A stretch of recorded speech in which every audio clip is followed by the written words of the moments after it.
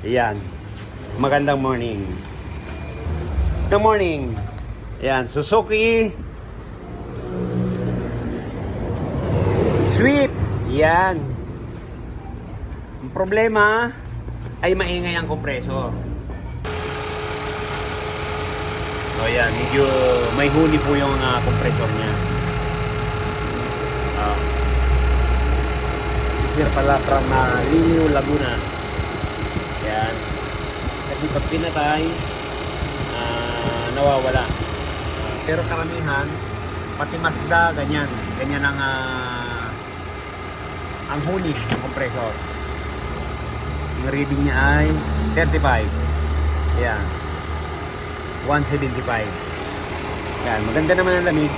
Kaya lang, para malinis natin at sana mawala yung ingay na yan. Okay? Ayan.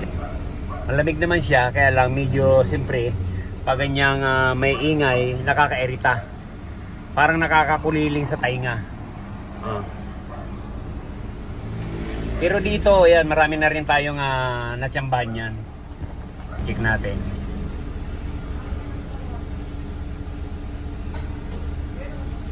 Kasi lalo na pag nakasara, sir, dinig na dinig mo pa rin, ano? Lalo po bang natuloy yung takbo? Sana matsambahan natin.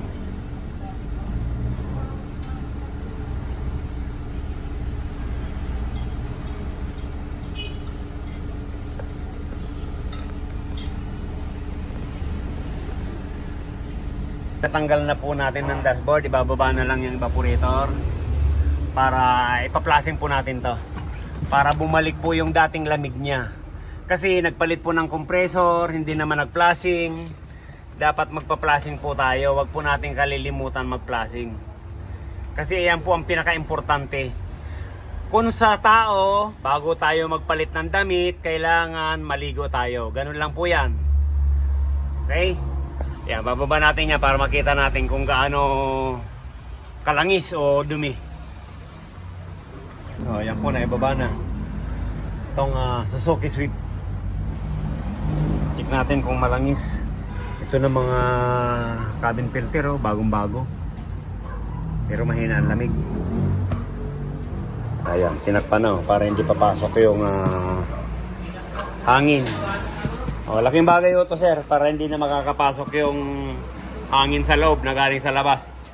Pag may kasunod kang mausok, hindi na maamoy. Laking bagay yan. Kahit kami, tinatakpan ko na rin to ng goma. Ayan, malinis naman po, malinis. Walang dumi. Ang problema, mahina ang lamig. Kaya kailangan natin i-flushing. Kasi pag talagang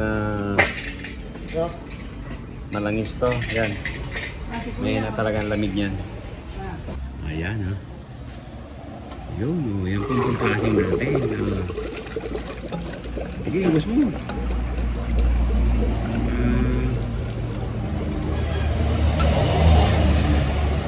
Yun! Sir, paano malalamig yung aircon mo? Naku po. Parang galing sa pusali, Grabe. Ayan po. Nagpalit ng compressor, hindi po nag-flushing. Ayan, evaporator po yan. Kaya hindi po pwedeng hindi po tayo magpa-flushing. Sabihin mo malinis, so gaya niya, kitang-kita natin.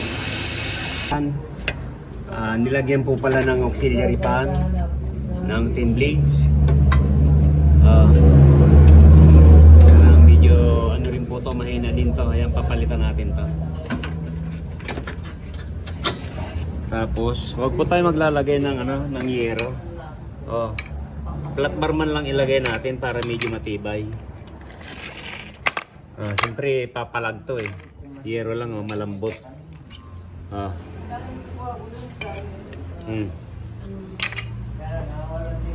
Papalag po yan Kaya huwag tayong gagamit yan. Flat bar na 1/4, yan ang gagamitin natin. Yan, sige.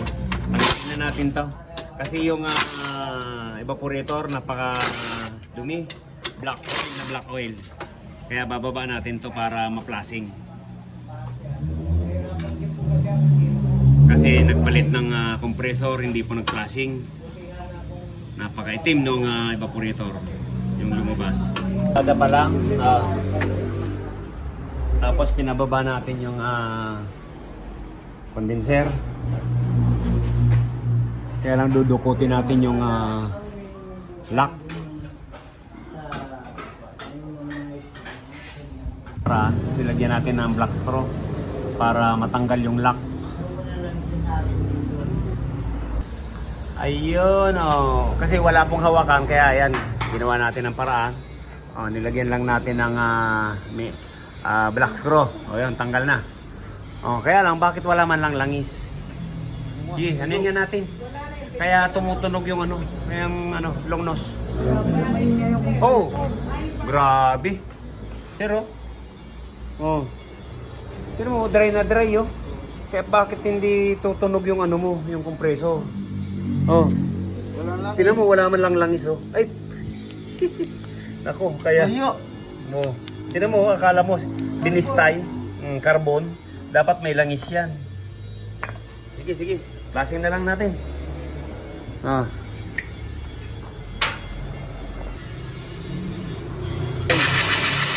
Yan, alalay lang. Yan, sige. Paputiin natin 'yan. Kasi napaka itim. Kailangan pumuti po yan para malinis ulit yung system niya. Oh. Ito po kasi wala man lang bakas ng langis. Oh, nung tinaktak dito, yan pa. Sige. Sige, hanggang pumuti. Ayan, medyo may pag-asa na. Oh. Sige.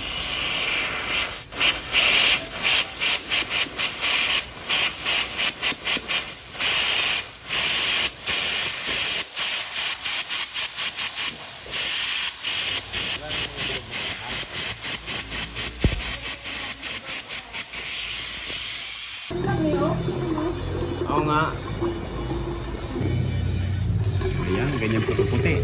Yung pinagpa-flashing natin.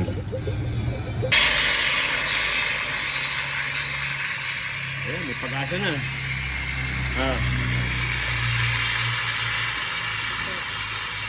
Ayan. Isa pa. Tala mo yan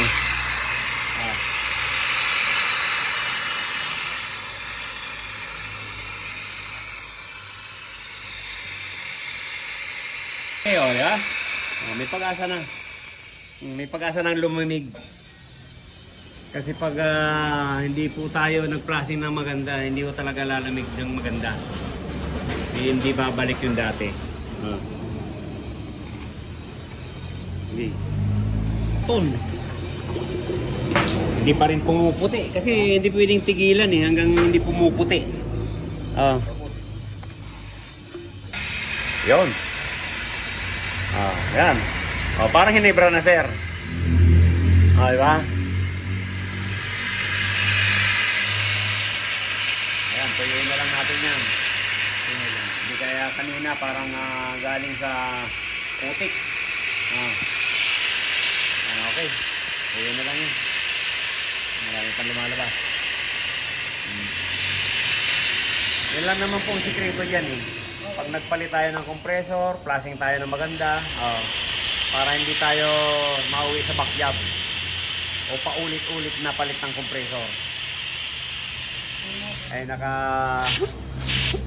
nakadalawang compressor na pala si sir.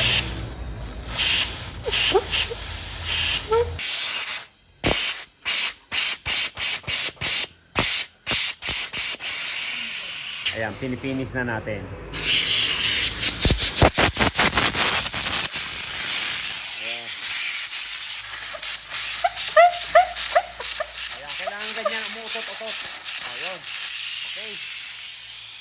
Talagang tuyong-tuyo na.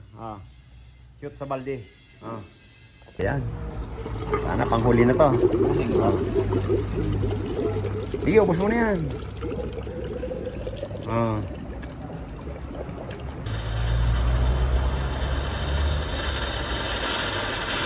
Tignan mo.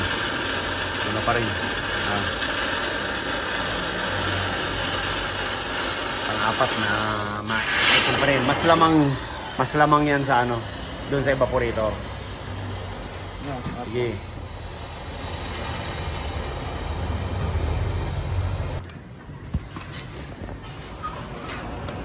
Papuputain pa natin yan. Okay, todo mo.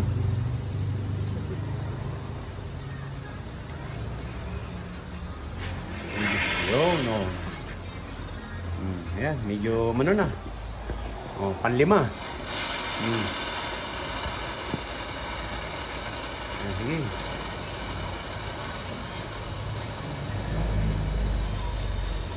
Sige, tuyuin natin. Ay, isa na lang yan. Yuray, anong muray? Ayan, sa condenser, nakasampu tayo. Evaporator, 4 lang. Grabe.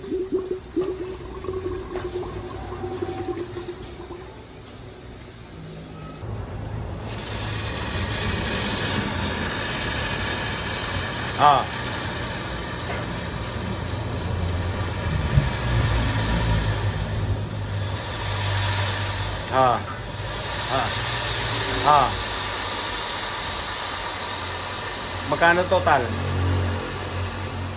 Ha? 90. Kaming isa. Hindi natin titigilan yan hanggang hindi pumuputi. So yan, tiyaga-tiyaga lang. Hindi pwede tayo magmadali.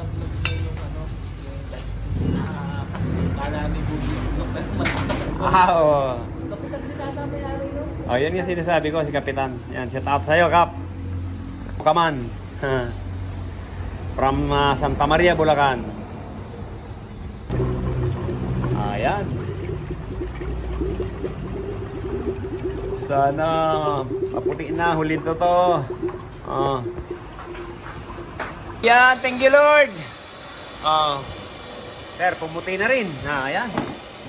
Nako, ayan, nakarami po tayo. Ayan. Ayan, sa condenser lang po yan.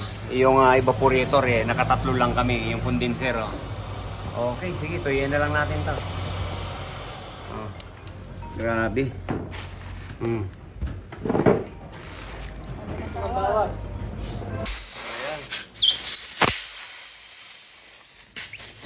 Ito lang po pang-finish natin. Kasi pag talagang baka makalima tayong nitrogen pag wala tayong air compressor. Okay. Condenser, evaporator. Yun. Yan, hindi po natin akalain na napakarami ng ipa-plasing natin dito sa condenser. Pero pag talagang yan, pinalitan po yan ng bago. Brand new po yung condenser na yan. Pinalitan ng compressor, pinalitan ng condenser, kaya lang po hindi nag-plasing. Kita mo, dapat hindi po ganyang karumi kung nag-plasing. Siyempre, iikot yung dumi niyan sa system. Kaya ganyan. Puti na lang, napaputi rin natin. Okay? Evaporator. Yo. Wala naman singaw. Para sigurado po tayo. Okay? Sige, babad mo yan. Yung isa naman, yung condenser, hayaan mo lang yan dyan. Lagyan natin yung isa. Yan, niligpis na natin. 200 PSI. Yan, wag po tayo matakot, mag-plasing, ninipis. Wala namang problema yan eh. Kung talaga may butas po yan, lalabas yan. Kasi sa taas ng pressure na to wala naman. Kaysa hindi naman sira, papalitan natin. Masayang.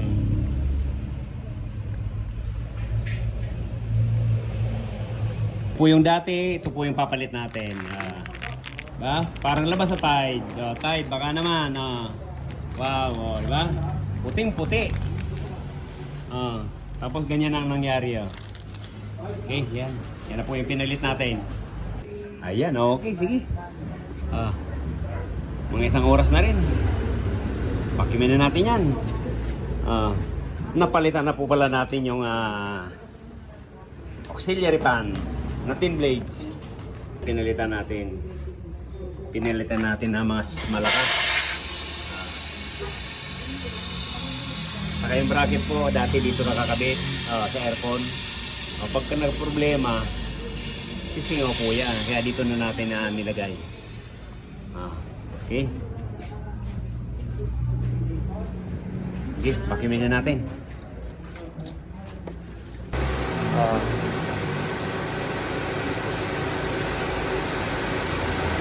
33. Yan, okay lang yun.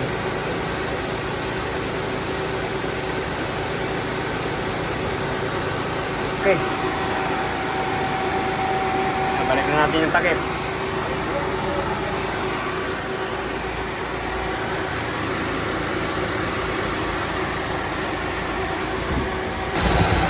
Ayan po, nawala na yung huni ng compressor. Okay na to.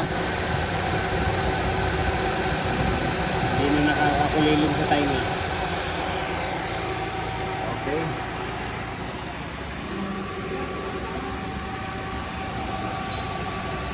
Ayan po.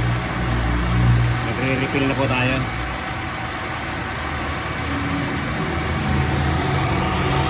Ayan, medyo tumahimik na po yung compressor. Sana tuluyan ang mawala. Ganun po yung sinasabi ko, pag kulang na sa langis, yan, humihingi na.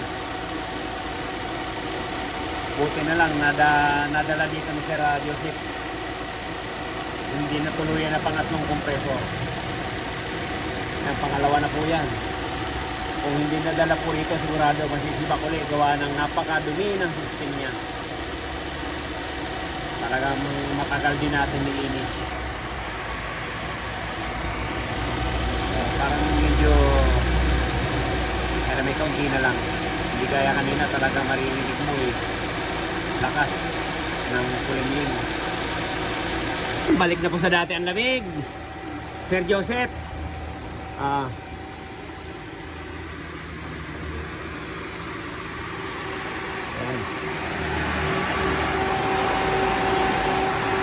Okay lang naman yung init niya. Tignan niyo po, yung compressor, yan, nawala na po. Nawala na yung ingay. Kasi pag hindi po natin naagapan yan, sigurado po masisibak yung compressor natin. Buti na lang, sir. Nadala mo rito. Buti na lang napanood yung vlog natin.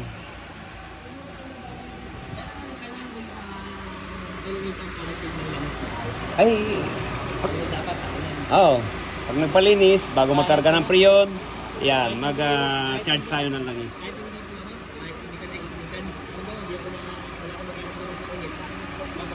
Ay, okay lang. Kahit medyo pag nakaramdam ka ng medyo kakaiba na, ayun, dali mo na. Dali mo na sa doktor. Ayan, okay na. Ganda na lamig. Ayan, check natin.